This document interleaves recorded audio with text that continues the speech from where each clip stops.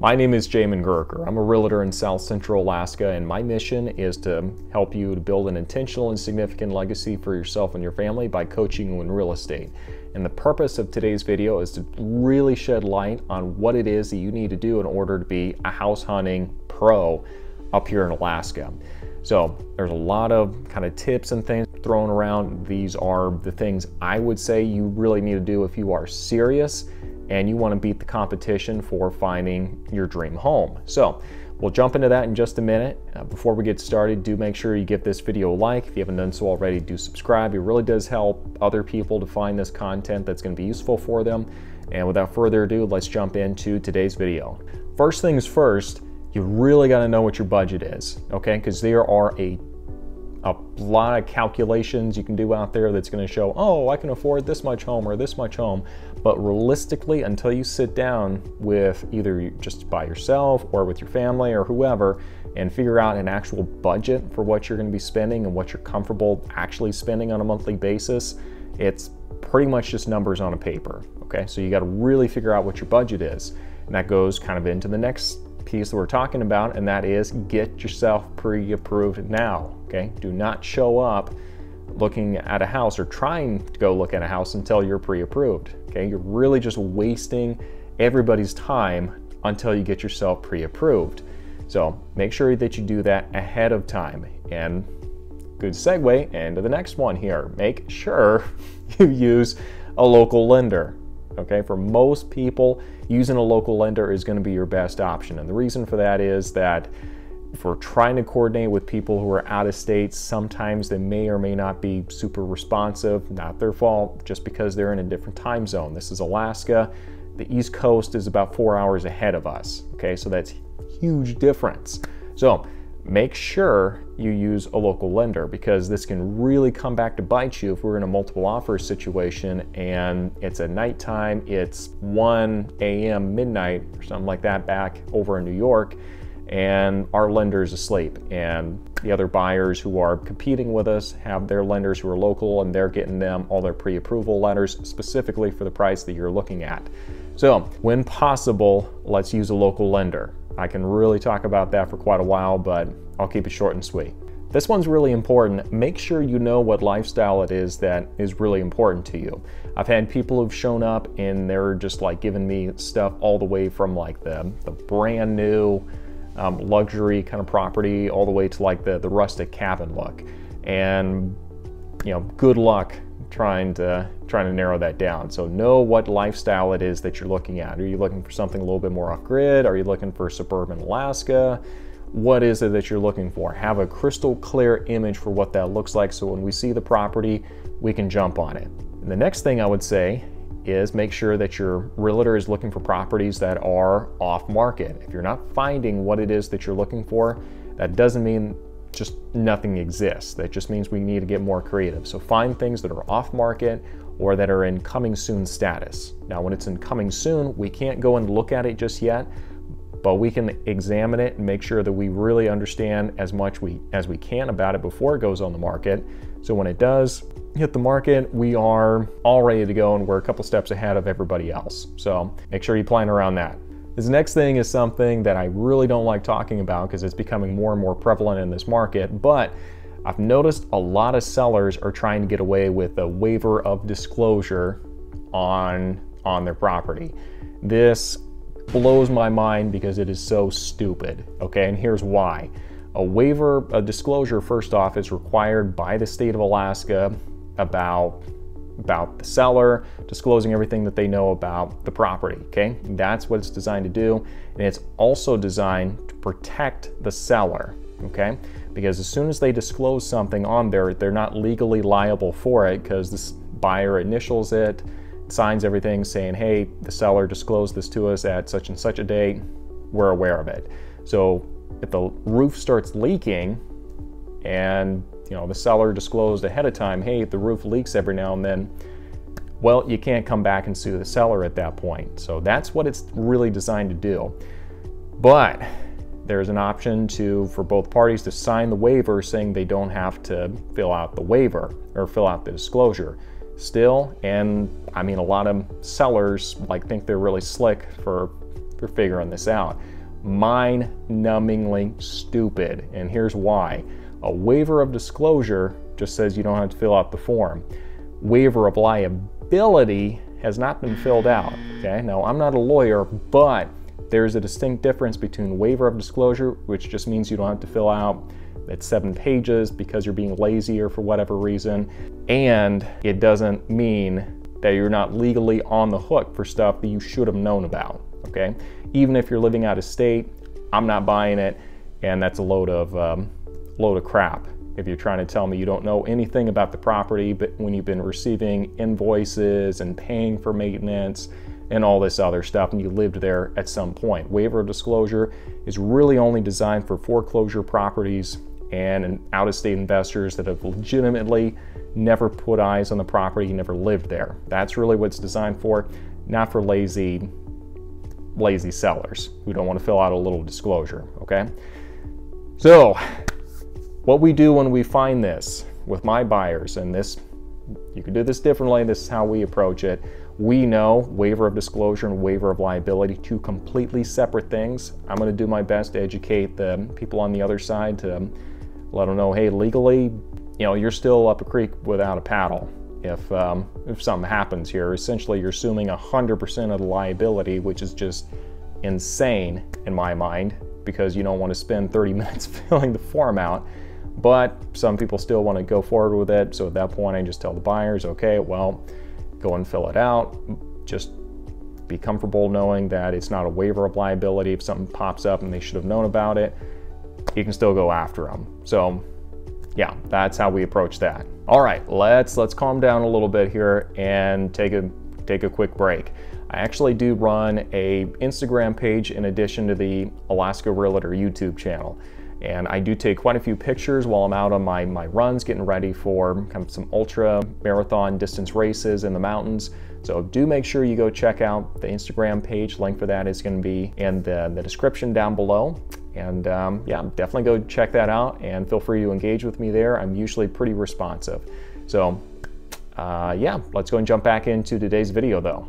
This is one I'm going to harp on quite a bit, and that is have your earnest money set aside before we go and start looking at houses. There's nothing worse than deciding at 7 o'clock, 8 o'clock at night, okay, this is the house we want, and then having to figure out, oh, we don't have our earnest money put together. Okay, well, the bank's closed, this is closed, this is closed. Let's try to get in there tomorrow morning. Oh, wait, they don't open till so-and-so. I've got work at this time. Let's see, oh gosh, our bank's not in town. Okay, well, we're gonna have to get some funds wired in. Oh, it takes 3 or 4 business days. Just let's get it sorted out ahead of time, okay? And what's gonna happen is the earnest money goes to a trust account with the brokerage. It's not going anywhere. And as soon as you decide, you know, this is something that you don't wanna do, and at that point, I mean, it just goes right back to you. So there's literally no risk there. Put your money where your mouth is, and let's get this done ahead of time just to make sure you're setting yourself up for success. So as soon as you decide to make an offer, you're not running around like a chicken with your head cut off trying to figure that stuff out. We've got that all taken care of, and we're organized ahead of time. The next thing is really make sure that you are narrow on what it is that you're looking for. I get very uneasy when someone gives me a list of like 10 or 15 homes they want to go look at in one day. Very few people can do this and be productive. Usually it's only like retired real estate agents that can pull off that many and not get completely turned around and forget everything about every house as a result. Realistically, if we are serious, I want to see a list of 3, maybe 4 houses that you want to go and see. And that requires you to really narrow down what it is that you're looking at, because the point isn't to go look at a lot of houses. It is to find the right one, okay? And sometimes, especially when you've got a long list in a really fast market like what we've had lately, you'll see the first one, and then by the time you've seen the 10th one and you're like, okay, that first one was good, it's gone, okay? So speed is really what you need to be successful in this market. Seeing a gazillion houses, it's not gonna set you up for success. So be narrow in your search when we're going out and looking at stuff. Also, be comfortable making decisions quickly. In this market, I mean, just in the past couple months, we've seen that you just have to be very comfortable at, okay, you've seen the house, you like it, okay, give you 10, 20 minutes, this is the one, okay, off we go. The days of being able to think on it for a couple of days, by and large, it's not here right now. I'm sure it's going to come back. We've seen that in the numbers. It's going to come back, but for the moment, it's still just not a reality. If you like the house, chances are somebody else likes it. And if you're serious about it, we need to act quickly instead of thinking about it, okay? Because keep in mind, you're gonna be taking a risk by waiting just as much as you would take a risk by just sitting there, okay? Because we have a due diligence period in which we can get out of the deal if it doesn't work. But once someone else has already snapped it up, I mean, we're plumb out of options at that point. So just be comfortable making decisions quickly. I mean, the other thing that I would say is that occasionally, you know, that's what I keep saying in this market, speed is the most important thing to success. I actually do have my business partner, Corey Squires, every now and then he'll go out and show some properties for me. And the reason we do that is if I think a property has a good possibility of coming off the market quickly, I want Corey to be able to go show the property to you. And if that's the one, I get the call, okay, great, I'm making the offer, and I'll have a draft of it all ready to go. So by the time you're back in your house or wherever, 30 minutes later, offer is already made and I'm talking to you about it. Whereas if I were showing it to you, it'd be like 2-3 hours or so, because then I got to drive back and then I got to go check this and got to go check that, make a broker opinion of value. It just takes more time. So we've actually won several multiple offer situations lately just because we're able to do that and get in before everybody else, because they were, you know, not working as a team, just, you know, agent by themselves trying to do everything. So working as a team definitely does have some very strong advantages here. So yeah, leverage the system and process that we give you there.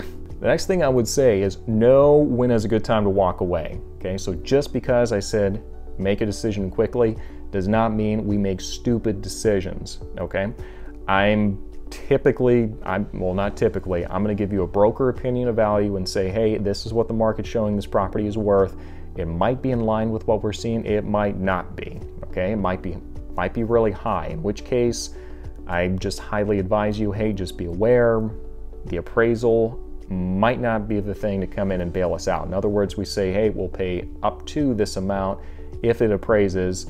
And I've seen a lot of appraisals lately that just come in at the asking price, even though I'm like, there's no way that's what it's worth.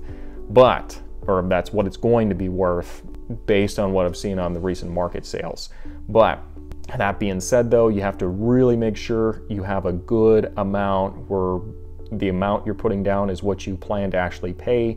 You're not expecting the appraisal to come back low and bail you out, okay? And make sure you know what that walkaway number is, because it's gonna be a little different for everybody. I had one recently where we made an offer on a house, and I'm not gonna say where this property is, but just looking at it, I was like, this dude's like clearly about $30,000, $40,000 overpriced, like at least. And I've been sitting on the market for quite a while, and I mean, no big surprise. And yeah, we clearly had a number we were not willing to go over, and they were not anywhere close, so we just had to walk away. Nothing wrong with that. Nothing wrong with that at all. It's a lot better than getting saddled with a house and way overpaying something, especially when you're gonna have to do a lot of work for it. The final thing I would say is make sure you're aware of some of the things that you think can help you, but can actually end up hurting you. And these two big ones are Dear Seller letters, in other words, a letter that you write directly to the seller, and an escalation clause. So the Dear Seller letters, what this is saying, you know, Mr. and Mrs. Seller, hey, we're the Joneses, we want to move in to this house, and we've got 3 kids, blah, blah, blah, blah, blah. And what we've actually seen is this actually does create a lot of potentially fair housing issues. This is something that's become more prevalent down in Oregon. Hasn't really become a huge issue up here yet, but it usually doesn't help. And the reason for that is most sellers do not really care about these letters in a really tight market like this. They're only looking for bottom line, who's gonna get me the most money. So usually these letters aren't gonna really help you, and sometimes they can actually really hurt you. So in this tight market, I would say probably just leave off on the Dear Seller letters. The second thing is the escalation clause. So I could talk a lot about this, but usually it doesn't help, and usually it can actually come back and hurt you. So what it is it just says, okay, we have, let's just say we're gonna offer, let's just say we offer 100,000, but if anybody like outdoes us, like anybody offers more than us, we will up the ante, offer $1,000 or however much more than them up to this amount. So in other words, let's say we offer 100,000, we'll offer 1,000 more than anybody up to 120,000. So this sounds like a great idea and sounds like a surefire thing. The problem is, if I'm a half decent listing agent, I'm just going to tell the seller, hey, they've already told us their top dollar amount, 120. Okay, let's counter back at that. And the other thing is that a lot of agents really don't like this, and the reason for it is it just doesn't feel fair to the other people involved. And so they kind of convey a negative feeling towards that offer by talking with the seller. So escalation clause, it's not the cure-all that's kind of advertised to be. The best way to win on a property in a competitive situation is just to offer your top dollar amount, and just don't mess around with escalation clauses, okay? Don't think you're being smarter and get yourself out of a house, okay? That's not great, okay?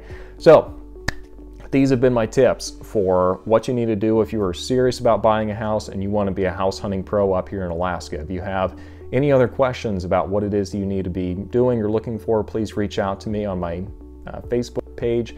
Link for that is going to be in the description section down below, or reach out to me through my website as well. So thanks for watching, and we'll see you next time.